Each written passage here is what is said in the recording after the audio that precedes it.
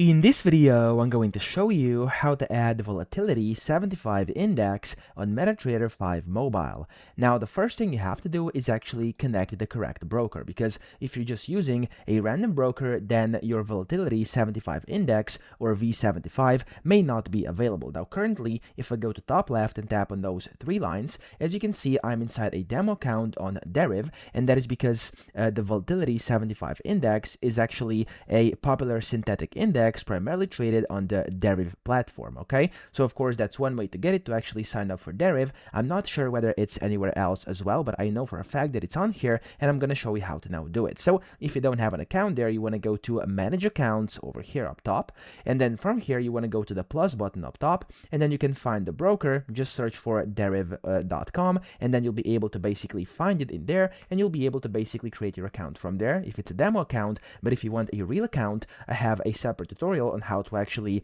create this and connect that to MT5. So just search for how to connect Deriv to MetaTrader 5, and I'm going to show you in that tutorial. And then whenever you've done that, whenever you have your Deriv account ready, either real or demo, depending on you, you have to basically select it in here. And when you do, you want to go to the quotes tab at the bottom left. You want to tap on the plus button at the top right, and then here you want to scroll down until you see volatility indices. Okay, so at the very bottom you want to tap on that, and in here at the very bottom you can see it's going to be a volatility 75 index. So you simply want to tap on the plus button next to it. There we go. And now if I go back out here inside my quotes at the bottom, I can see the volatility 75 index. I can tap on it, and as you can see, basically I've successfully added it on here onto my MT5 mobile. So that's how to do it. I hope this video helped you out. If it did, please subscribe to the channel and help me out as well.